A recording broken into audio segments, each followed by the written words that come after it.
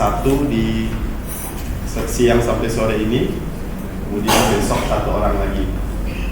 Jadi kita bisa memilih 2. Sebelum masuk ke situ, kita nonton dulu sama-sama pembelajaran mendalam yang sudah pernah dilaksanakan di salah satu sekolah, dan ini menjadi praktik baik yang sudah dituliskan. Kita saksikan, mudah-mudahan menambah inspirasi buat kita.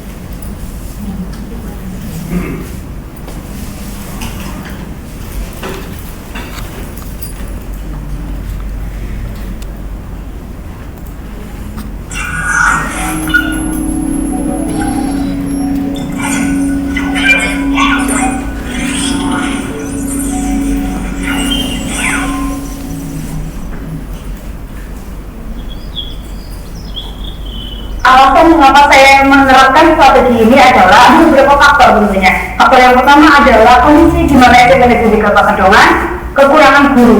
Ya, kami hanya memiliki 7 guru yang mana harus mengajar 11 mata pelajaran.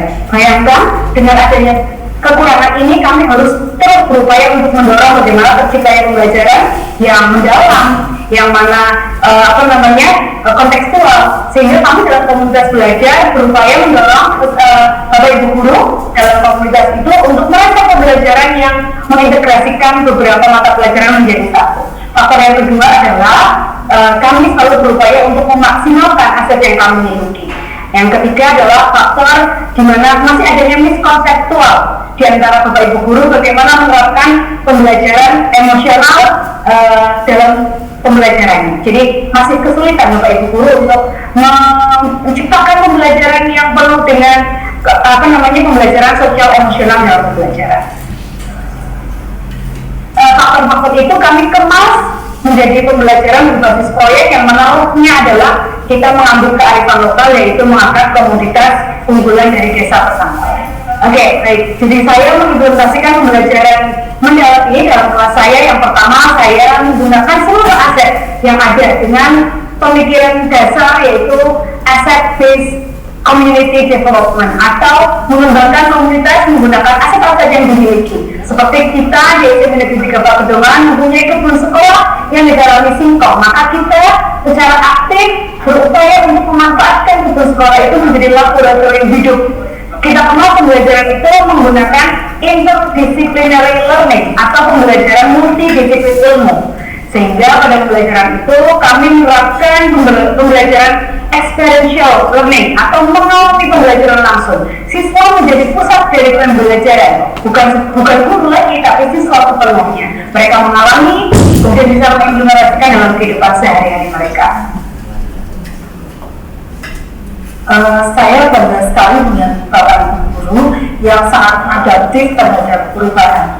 Hari ini Bapak Ibu guru mengimplementasikan pembelajaran dengan pendekatan deep learning dengan model experiential learning dan interdisciplinary learning. Jadi tantangan yang paling besar yang kami hadapi adalah tentu saja mensinergikan Bapak Ibu guru. Ada 4 Bapak Ibu guru dengan 4 mata pelajaran yang berbeda. Ada 4 lokasi yang berbeda yang kami lakukan untuk pembelajaran, yaitu di kebun sekolah, kemudian di laboratorium komputer, ada di kelas, ada di laboratorium IPA. Bahkan kami mengajak peserta didik untuk melakukan wawancara dengan pelaku ekonomi di lingkungan sekolah, seperti itu. Jadi yang menjadi tantangan terbesar adalah mensinergikan, menyatukan visi itu menjadi sebuah proyek bersama yang mana kita mengesampingkan ego-ego dari Bapak Ibu guru masing-masing pelajaran, kita satukan, kita sinergikan menjadi proyek bersama yang hasilnya bisa dilihat sangat luar biasa.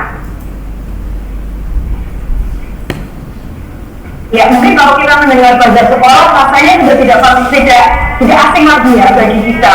Namun yang membedakan bazar sekolah ini dengan bazar sekolah lain adalah kami biasanya pembelajaran yang sudah dalam tahun-tahun sebelumnya kami melaksanakan bazar sekolah yang mana itu hanya dilaksanakan pada pembelajaran matematika saja.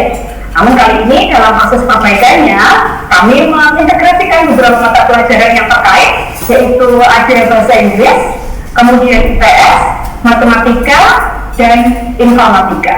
Jadi kami menganggap ini adalah proyek bersama, proyek besar dari Bapak Ibu guru yang memiliki tujuan bersama, yaitu menciptakan pembelajaran mendalam. Jadi ini adalah perbaikan dari kualitas pembelajaran yang ada di SMA Negeri 3 Pekalongan. Seperti itu. Dampak dari pembelajaran dengan model kontekstual learning ini atau pembelajaran kontekstual, mereka lebih memahami daripada dengan pembelajaran di kelas diberikan teori. Mereka hanya bisa mengerjakan itu, mungkin saat ini bisa mengerjakan, tetapi minggu depan mungkin sudah lupa. Tetapi dengan pengalaman langsung seperti ini mereka akan mendapatkan, dan itu pengalaman baru, sehingga mereka tidak akan lupa dan bisa langsung lebih memahami dan bisa menerapkannya ke masyarakat atau di kelak kemudian hari.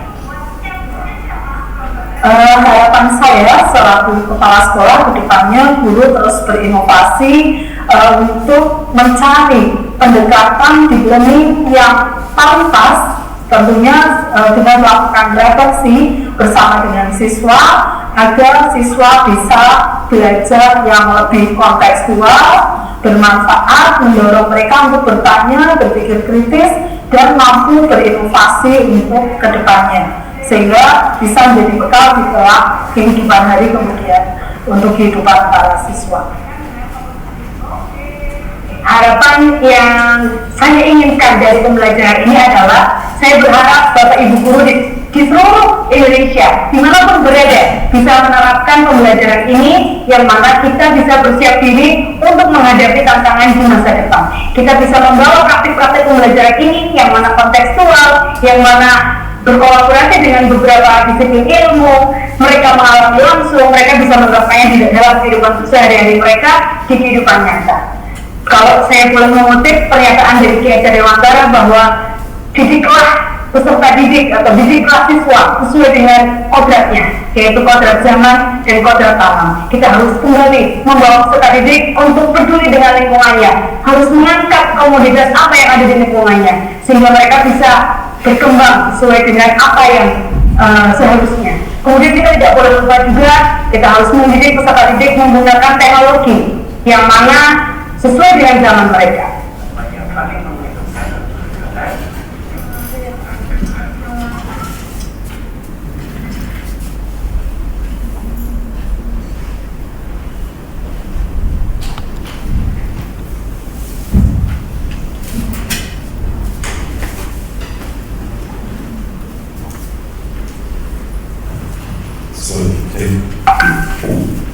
Tadi Bu Bapak kita tonton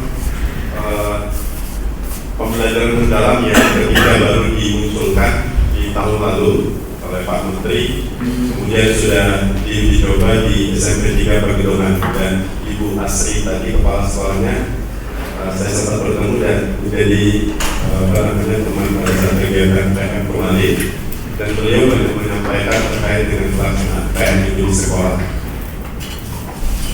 Kalau dilihat-lihat kayaknya sudah ada di kelas Ibu Bapak ya. Di sekolah Ibu Bapak sudah juga melakukan itu tadi. Ya. Jadi ada beberapa pertanyaan yang saya mau minta saya gali dari teman-teman. Ini udah beberapa sudah di sini. Prinsip assessment, kemudian perencanaan. Kita akan fokus pada implementasi dan refleksi perencanaan pembelajaran. Kita sebenarnya di sini agak panjang ya, ada 8 DP, dan mudah-mudahan nanti kita bisa dalamnya di sini ya, penguatannya terkait dengan implementasi. Kenapa di sini harus kita perkuat? Karena di kegiatan pendampingan kedua dan pendampingan ketiga nanti kita pada saat OJT di siklus 2 dan siklus 3 itu perwakilan dari Ibu Bapak nanti akan melaksanakan open class. Jadi benar-benar mengajar kepada siswa di kelas. Kemudian ada Bu Meida, ada Pak Ramdino, dan ada saya di dalam kelas, ditambah dengan teman-teman yang lain sebagai observer. Namun tahapannya nanti semua akan menyusun RPP. RPP itu nanti akan kita lihat sama-sama. Kemudian RPP-nya dipresentasikan di pertemuan pendampingan kita pertama. Setelah itu kalau ada masukan di tahapan inquiry kolaboratif, besok akan kita pelajari lebih dalam alur dari UPD kolaboratif. Setelah itu nanti Bapak Ibu perbaiki RPP-nya diunggah kembali dan diakhiri dengan RPP penyempurnaan. Jadi nanti akan masuk kelas 2 kali di poin kedua atau ketiga. Harapannya teman-teman yang juga nanti tidak terpilih, tapi nanti akan dikeluarkan kembali besok di kegiatan penyampaian proyek kita. Teman-teman yang tidak terpilih artinya belum ada pengalaman mengajar langsung di kelas, sehingga mohon nanti diperhatikan temannya yang ngajar itu benar-benar diberikan umpan balik yang sebaik-baiknya sebenar-benarnya. Jadi termasuk sore ini kita akan memilih satu nanti setelah materi pertama saya sampaikan di awal, Bapak Ibu akan mengajar secara langsung menjadikan temannya ini sebagai siswa, gitu ya. Temannya sebagai siswa dan satu orang yang beruntung terpilih nanti untuk mengajar di sini. Nanti kita berikan waktu sekitar 15-20 menit untuk persiapan. RPP-nya dipersiapkan, dibaca dengan baik. Kalau ada alat bahan yang bisa diambil di sini, silakan diambil saja. Kalau misalnya mau pakai plano, nanti boleh pakai yang ada di sini. Kalau misalnya sesuai dengan rancangan atau desain pembelajaran yang Ibu Bapak sudah susun, ya seperti itu. Nah ini nanti akan ada pemilihan guru model. Kita sepakatnya apakah kita mau sprint atau ada yang langsung mau gitu ya. Pak saya siap, saya berani, nggak usah diputar Pak. Kemudian praktik perencanaan pembelajaran setelah ada guru model. Kemudian kita laksanakan praktik perencanaan pembelajaran dan di akhir nanti akan ada refleksi. Refleksi ini diisi, didiskusikan ke kelompok, kemudian disampaikan. Ini tujuan modul ke-6. Yang pertama memilih guru model, tadi sudah saya sampaikan. Kemudian yang kedua mempraktikkan pelaksanaan pembelajaran berdasarkan perencanaan yang telah disusun. Itu tujuan kita kedua. Jadi guru langsung mengajar, guru modelnya mengajar di sini, semacam kita mengajar di kelas, jadi bukan peer teaching lagi ya. Kalau peer teaching kan menganggap ini teman ya, tapi ini menganggap sebagai siswa gitu ya. Kemudian yang ketiga mengisi lembar instrumen observasi. Nanti akan ada saya share 2 lembar instrumen. Yang pertama instrumen observasi dan yang kedua adalah instrumen refleksi. Yang terakhir yang keempat melakukan refleksi terhadap implementasi perencanaan pembelajaran. Ini kegiatan pelatihan kita secara keseluruhannya. Ibu dan Bapak, saya mau fokus kita ke nomor kedua. Peserta secara individu menuliskan satu pengalaman, tetapi biar kita lebih utuh, saya mau ada 1 atau 2 orang yang bercerita. Kalau melihat video yang saya tayangkan di awal tadi itu, semoga menjadi inspirasi Bapak Ibu melihat teman Bapak Ibu di sekolah. Atau mungkin Bapak Ibu terinspirasi dari guru Bapak Ibu waktu belajar ketika sekolah dulu, atau Ibu Bapak sendiri yang merasa Ibu Bapak sudah melaksanakan kegiatan pembelajaran mendalam. Hanya waktu itu saya belum kenal ada prinsipnya, ada pengalamannya, saya belum kenal ada dimensi dan seterusnya. Tetapi pada dasarnya praktik yang saya lakukan itu sudah mengarah ke sini. Ada nggak Ibu Bapak yang mau bercerita? Atau melihat temannya, teman saya itu ada Pak di sekolah, walaupun belum kenal konsep ini, tapi pernah saya lihat dia lakukan utuh terkait dengan proses pembelajaran. Ada Ibu Bapak?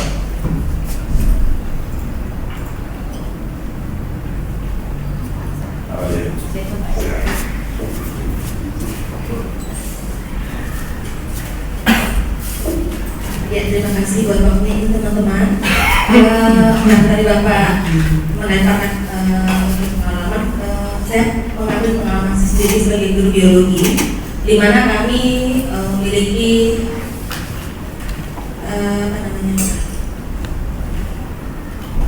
lahan luas ya, hutan kiri kanan yang kebetulan sekolah kami dekat dengan sawah desa. Nah kebetulan kami praktek itu mengenai ekosistem. Nah jadi anak-anak itu saya bawa turun ke sawah dengan membawa kakak-kakak kelasnya sebagai pendamping praktikum. Mengingat karena bawa 2 kelas itu pasti yang episode kedua ada 1 jam. Jadi saya membawa senior-senior mereka membagi karena dalam kelompok ada 6 orang, jadi masing-masing senior itu membawa 6 6 orang kelompoknya dan diawasi. Ada yang di kebun pisang, ada yang di sawah, dan ada yang di kolam. Nah, jadi yang mau saya sampaikan sini adalah itu dilakukan karena itulah yang kami punya potensi ada di tempat kami. Jadi mungkin di sekolah lain beda potensinya, di sekolah kami karena memang keadaan lingkungannya masih banyak, jadi kami bisa langsung ke alam. Dan di situ kami mengambil pengalaman kontekstualnya. Anak-anak itu kan mayoritas orang tuanya sebagai petani. Nah, ada sudut pandang yang berbeda. Saya sengaja mengajar mereka situ. Kalau saya bertanya kepada mereka, anak kalian sanggup nggak kerja di sini? Artinya berladang itu kan petani itu otot yang dipakai. Tapi kalau kita kerja di kantor itu otak yang dikeraskan, bukan otot. Nah, jadi pertama saya bilang ini sumber rekaman kita. Kemudian saya tanya, kalau kalian berbakat di sini nggak apa-apa, malah saja belajarnya. Nah, tapi kalau mau jadi petani yang sukses, belajar masuk jurusan yang lain supaya nanti ada ilmunya. Jadi petani kita bukan konvensional lagi, tapi pertanian yang modern sehingga kita bisa suang sebagai beras. Karena di tempat kami rata-rata pertaniannya bukan dijual atau dipakai sendiri karena pertengahan tahun sudah habis ya. Karena yang berpindah-pindah dan tidak memakai pupuk beda perlu dijual. Nah, di sini mau saya sampaikan ke teman-teman, di situ kan ada pemilihan kelompok itu saya pakai mereka berbagai diferensiasi ya. Anak-anak nanti laporannya itu Pak saya pakai dalam diferensi konten, produk dan juga proses. Jadi beda-beda tempatnya dan itu mereka tinggal memilih mereka mau di mana. Jadi setelah mereka memilih saya mau di kebun, saya mau di kolam atau saya mau di sawah. Nah setelah itu kami petakan yang petani mau di sawah itu dibagi lagi. Jadi nanti hasilnya mereka bisa pakai seperti infografis, bisa seperti yang tadi real di Instagram langsung, ada juga yang buat seperti video memakai Canva. Nah itu kenapa saya sampai seperti itu karena anak-anak tidak semua bakatnya sama. Jadi kita memberikan mereka choice pilihan. Mereka mau seperti apa tugasnya. Supaya anak-anak itu tertantang untuk belajar dan juga semangat. Kebetulan juga di tempat kami sudah ada Starlink. Ini bagi kami itu hal yang bagus ya. Mungkin bagi bapak ibu mungkin itu sudah hal yang biasa. Nah di bagi kami itu hal yang mewah karena memang baru ada di tempat kami karena kami sama aja untuk jaringan. Jadi anak-anak sudah bisa memakai yang digital ya. Jadi mereka baru belajar dan itu mereka cepat tangkap daripada kita jadi tanpa mereka cepat. Jadi yang dapat adalah mereka dapat teknologinya sesuai program zamannya. Artinya walaupun di kampung tapi mereka sudah bisa, walaupun hal-hal itu mungkin bagi orang di kota itu hal biasa, tapi mereka bersyukur sekali mereka sudah bisa buat memakai Canva dan untuk belajar, sudah bisa buat masukkan video ke YouTube gitu. Itu kan hal-hal baru bagi anak-anak kami di sana. Dan saya bilang sama anak-anak jangan masalah karena belajar sepanjang hayat, long education. Jadi walaupun terlambat daripada tidak sama sekali. Nah itu yang mau saya sampaikan. Terima kasih.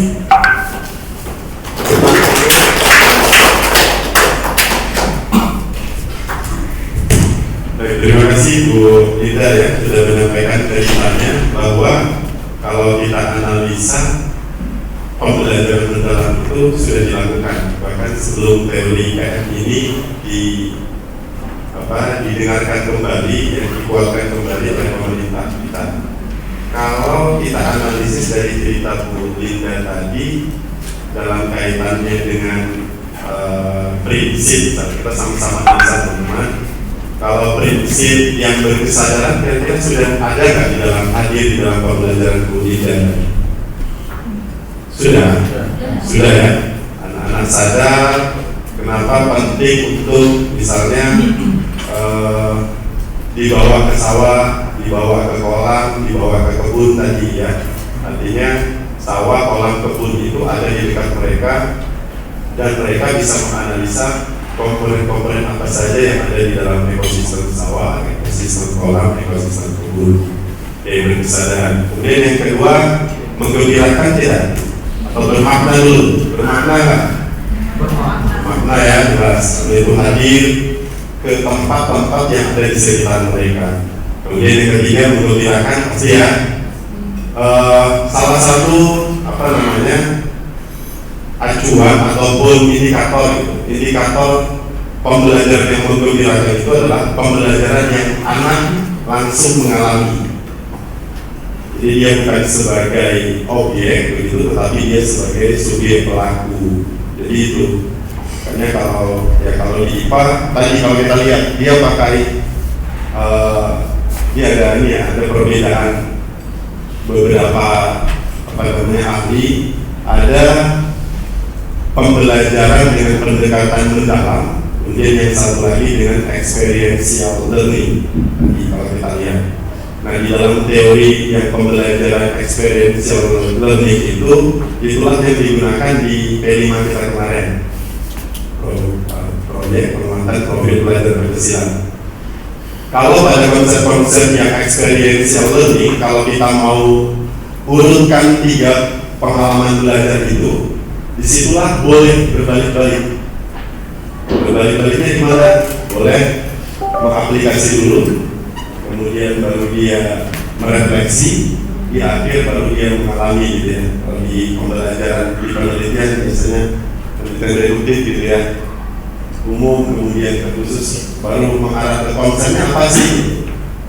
Jadi itu kalau kita pakai yang experiential learning, dan keterampilan itu kalau sudah bisa kita lakukan, uji dari memahami, mengaplikasi, merefleksi, itu kita bisa adaptasi juga yang experiential pendekatan itu. Biasanya kalau di mapel-mapel IPA ya itu lebih banyak yang saya yakin mungkin mapel-mapel lain pada materi-materi tertentu juga bisa ya.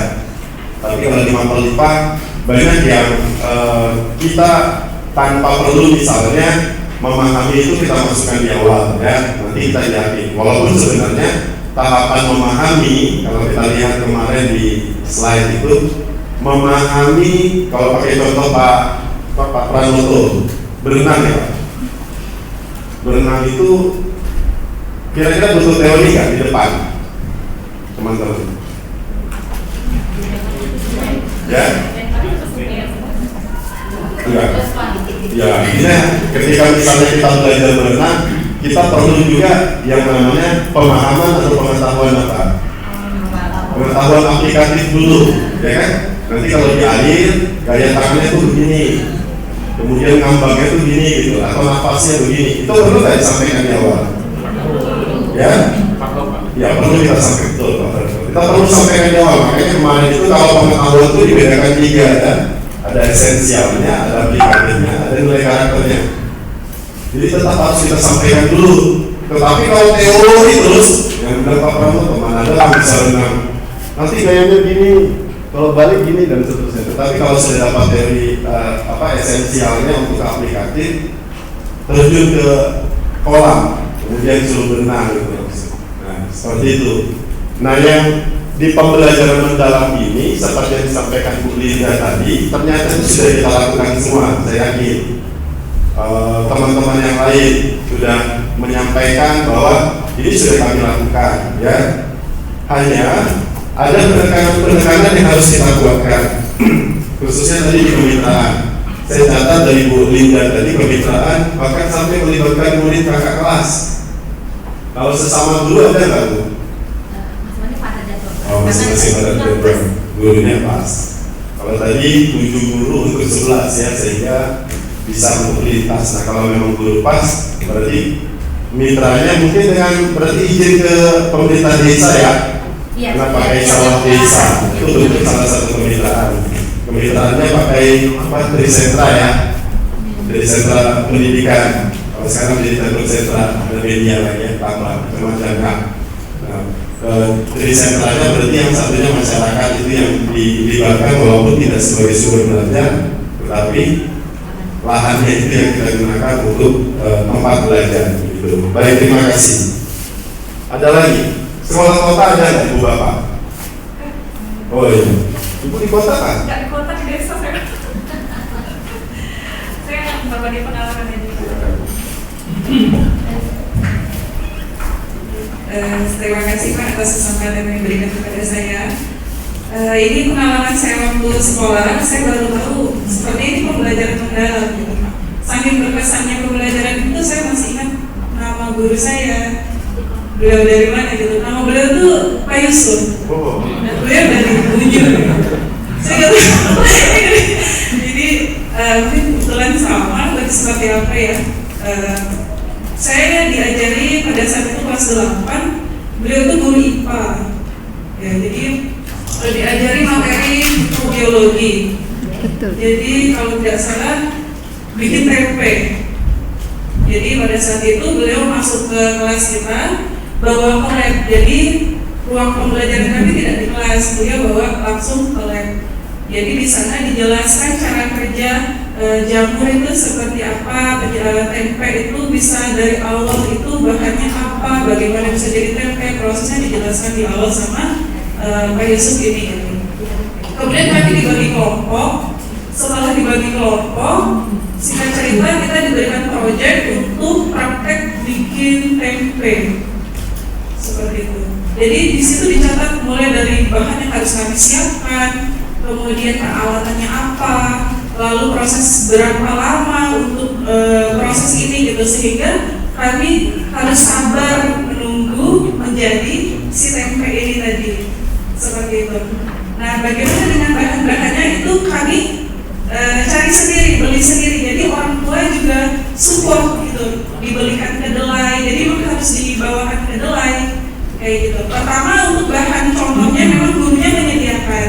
Jadi beliau mencontohkan ini yang belum jadi tempe dan ini yang sudah jadi tempe gitu. Kemudian setelah kami dibagi kelompok, pertemuan selanjutnya itu kami membawa bahan-bahannya, bawa alatnya, bawa kedelainya, bawa jamurnya, raginya gitu ya. Kemudian bawa plastiknya.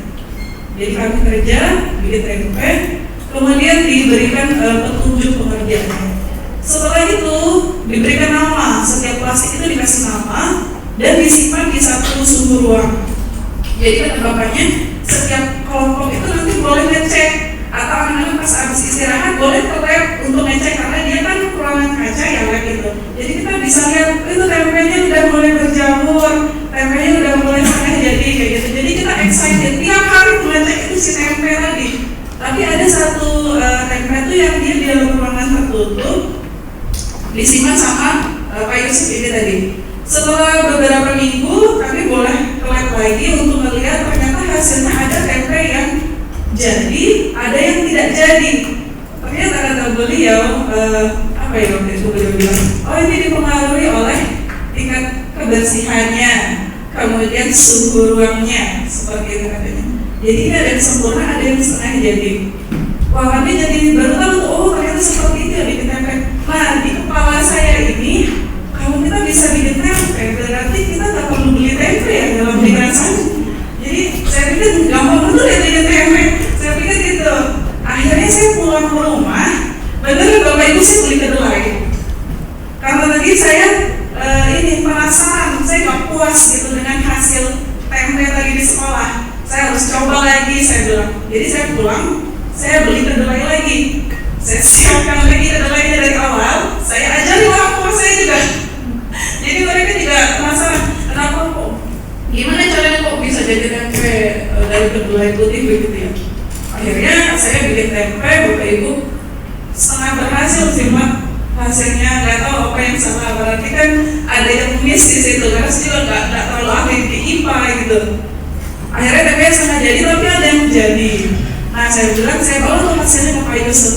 Saya bilang ini Pak tempe saya jadi, entah ada yang nggak jadi kenapa? Akhirnya dijelaskan sama beliau. Nah itu dari situ saya belajar, oh ternyata nggak mudah ya untuk membuat tempe kayak gitu. Harus ada keahlian khusus, bisa saja tidak bisa, harus terampil katanya gitu. Nah dari situ saya paham, oh ini mungkin nih pas sekarang saya dapat materi ini. Waktu itu kan pakai SP 2006 Pak. Ya sekarang sudah pembelajaran mendalam, jadi berapa tahun yang lalu baru saya sadar, oh ternyata itu juga bagian dari pembelajaran mendalam sepertinya gitu.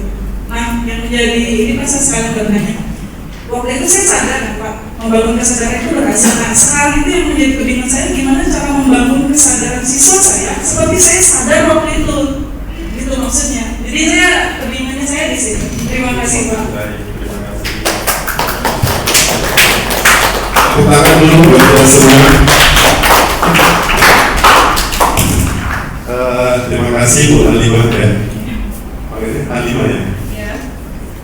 Terima kasih Bu, sudah bercerita tentang gurunya yang menjadi inspirasi pada saat itu, dan ternyata setelah mendapatkan teori ataupun kerangka di belajar mendalam itu akhirnya kelihatannya ke arah sana. Teman-teman bisa nggak dari cerita Bu Halimah tadi, kira-kira untuk di pembelajaran mendalam ini yang belum ada di cerita Bu Halimah itu apa? Pak Pran, apanya? Dari prinsipnya, pengalamannya, dari kerangkanya, apa kira-kira Pak?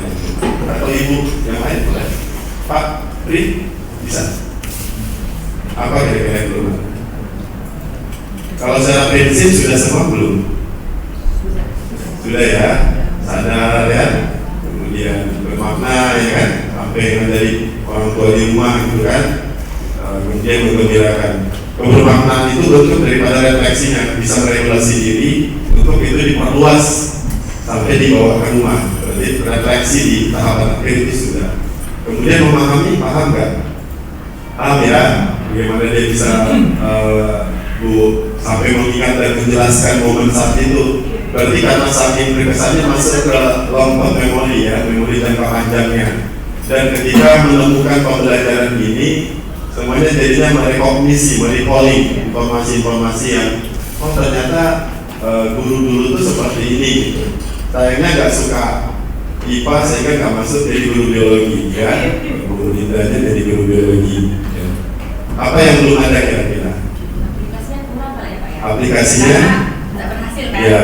Berarti harus diulang-ulang terus supaya berhasil. Betul, tetapi bahwa proses itu pada akhirnya membuat mau untuk mengaplikasi ya, betul. Walaupun mungkin ada konsep yang ketika terlewat gitu ya, dicucinya harus bersih, airnya mungkin ada air-air yang tertentu gitu juga bisa menjadi dasar. Kalau raginya diperhatikan nggak, raginya itu ragi yang sama ketika dapat dari si bapak itu atau beli air dan kualitasnya itu sudah berbeda gitu ya untuk starter, sehingga terjadi proses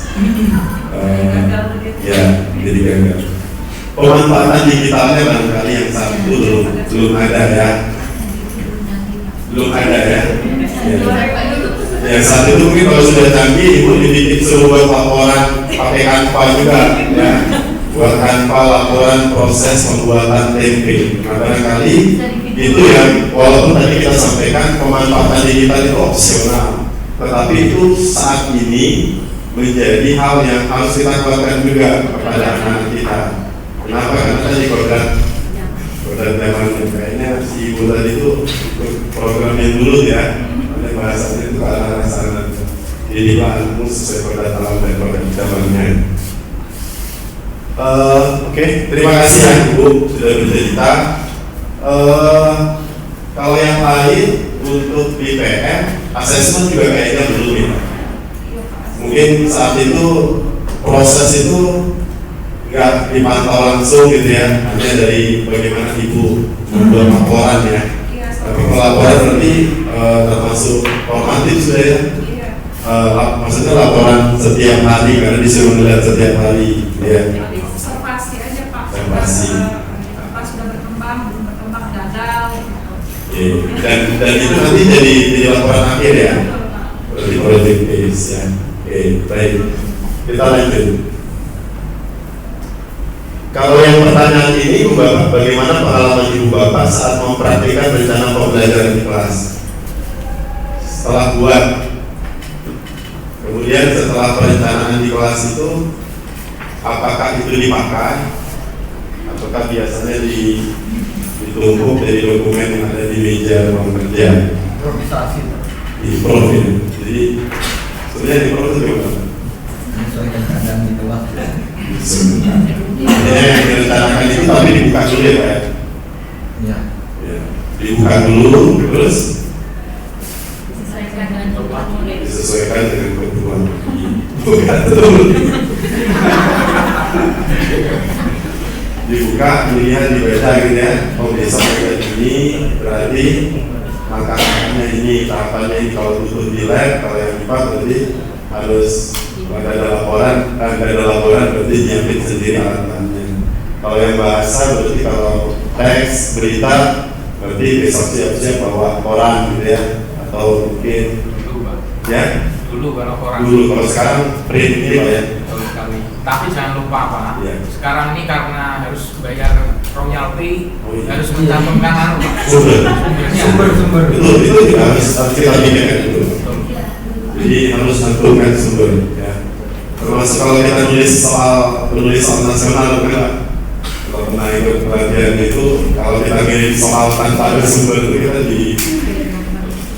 ditolak gitu pada saat dikurasi ya, itu nggak boleh jadi ada sumber ya. Tapi saya yakin pada intinya Bapak Ibu ini ya, ketika mempraktikkan rencana pembelajaran di kelas itu dibuka dulu rencananya itu, maksud saya. Yang kejadian bahkan saya sendiri biasanya gitu, taruh di meja aja itu Bapak, taruh di meja Sama kan Pak kita Pak. sama gitu, taruh di meja nanti lupa begitu. Untuk kecuali kalau misalnya ada materi-materi yang memang kalau kayak kami di Pak ya, kita untuk praktikum itu baru dibuka dulu bahan alat-alatnya apa disiapkan ya. Tapi kalau materi-materi umum biasanya kita tidak buka. Kenapa? Biasanya tadi sudah di luar kepala ya Pak, sudah di luar kepala, jadi di provide ya ketika di kelas. Apalagi kalau sudah terlalu banyak tugas luar ya Pak, seminggu di sekolah gimana, 1 hari gitu ya, 5 harinya di mana.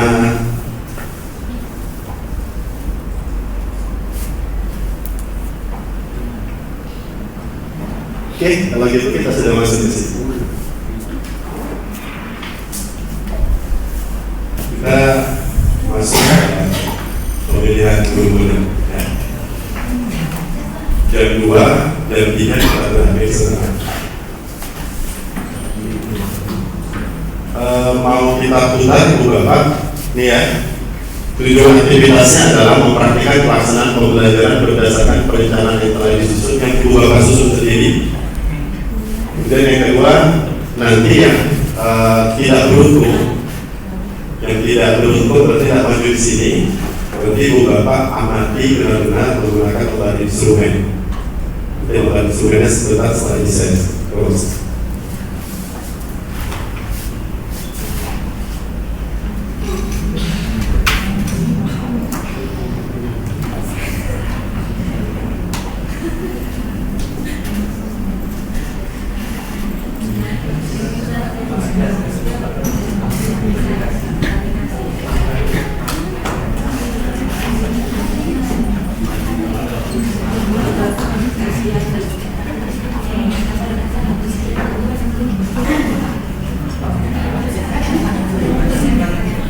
Biar tersampaikan juga Pak.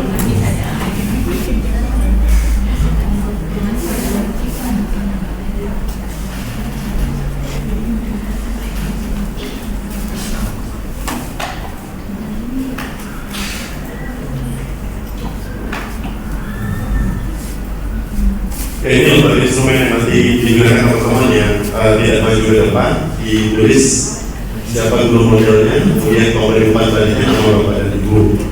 Kemudian kita amati yang pertama adalah keselarasan.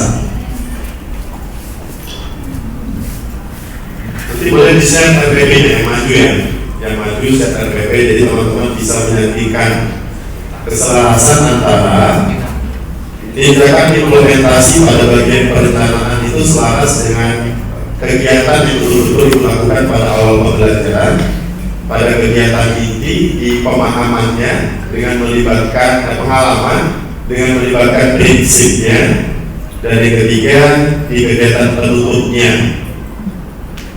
Kemudian bagaimana upaya untuk mencapai tujuan pembelajaran, perlu diingat sekali lagi tujuannya apa, langkah-langkah di dalam prosesnya harus mengarah ke sana dan asesmennya juga ke sana. Kemudian bagaimana mengimplementasikan kerangka pembelajaran ini sudah, karena di RPP tadi sudah di-guide itu diarahkan untuk anak-anak Bapak Ibu ya, membuat perencanaan sesuai dengan pengalaman belajar. Tadi kalau saya sempat catat, mungkin saya sambil keluarkan ya, tapi tadi sudah disampaikan juga Bu Albertina tadi ya. Jadi kalau prinsip tetap harus dimasukkan ya, Di pengalaman itu, pengalaman memahami prinsipnya apa yang ada di dalam situ, kayak pola kita kemarin. Tadi masukkan kuapi ke Pak Rizwan tadi, ya, gitu. Kemudian di dalam langkah pembelajaran, apakah guru sudah memfasilitasi tindakan saling memuliakan? Kemudian langkah pembelajaran sudah memfasilitasi murid untuk merasakan pengalaman belajar yang memahami, mengaplikasi dan merefleksi. Ini semuanya sejalan dengan RPP yang Ibu dan Bapak. Kemudian jangan lupa asesmennya. Kalau ada soalnya, misal satu soal di RPP itu, tunjukkan biar aja anak-anak kerjakan strategi Ibu dan Bapak. Kemudian mohon refleksi di akhir ini juga diberikan jawabannya atau diisi. Pelajaran apa yang telah diperoleh dari implementasi perencanaan pembelajaran yang telah dilakukan beserta faktor-faktor pendukungnya. Misalnya teman itu tadi kayaknya ada kelemahannya di sini, maka itu menjadi salah satu faktor pendukung yang harus ada menjadi pelajaran di dalam implementasi perencanaan pembelajaran ketika Bapak Ibu berada di kelas. Kemudian hal apa saja yang pencapaiannya belum memuaskan, ini berdasarkan butir-butir aspek yang Ibu Bapak amati di atas. Kemudian yang terakhir, RTL apa yang akan dibuat untuk perbaikan ke depan. Rencana ditindaklanjutnya apa? Berdasarkan jawaban nomor 16 dan di nomor 17. Oke, ada pertanyaan sampai sini Ibu Bapak? Bisa? Ini nanti pengamatannya sendiri-sendiri ya, ngamatin ini sendiri-sendiri. Kemudian nanti di LK yang saya kirim tadi, di KP2-nya itu untuk refleksinya. Nanti refleksi itu Ibu Bapak kerjakan berkelompok berdasarkan pengamatan individu. Saya dipahami. Saya ngamatinya ini, si Bapak ini, si Ibu ini. Nah ini menjadi kita bahas nanti untuk di LK yang KP2-nya. Jelas ya? Baik. Apakah ada yang ingin maju tanpa ini kita putar? Ya Pak, saya coba. Ya, baik.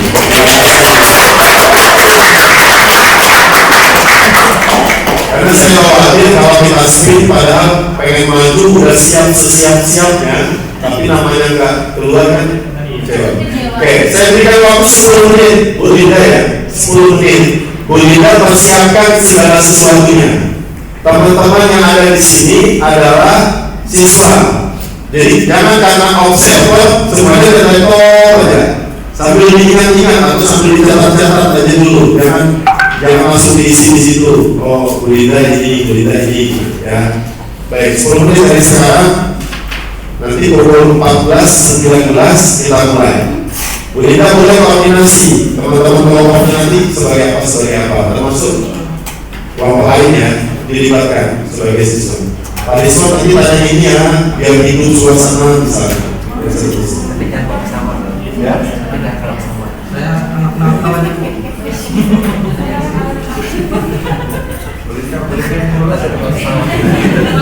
Kita mau belajar ya. Saya juga belum ngerti, tapi kita mau belajar. Iya. Anggap saya beruntung hari ini. Iya. Karena besok disebut lagi materinya.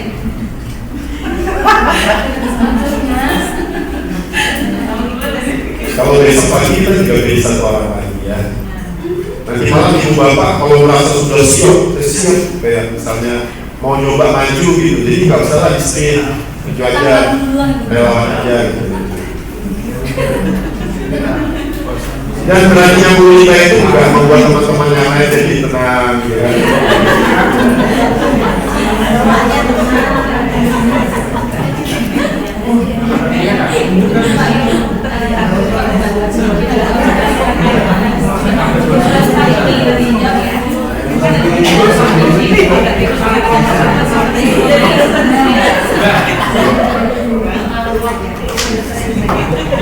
Ibu sering bantu-bantu masak.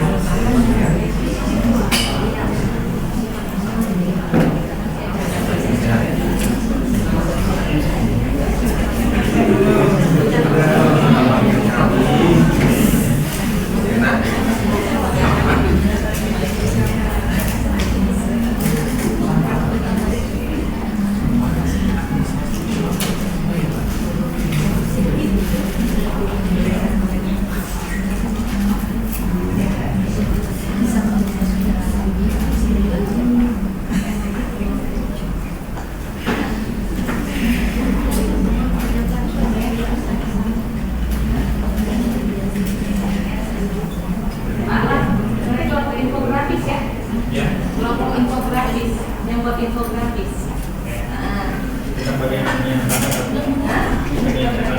Enggak. Saya Bu Abang kita nanti kelompok video animasi ya. Nah, video animasi. Nanti Ibu sebelah sini buat reel Instagram. Kan ada 3 nanti. Nah, ya nanti ya. Kami yang dengan streaming dong. Kami ngajak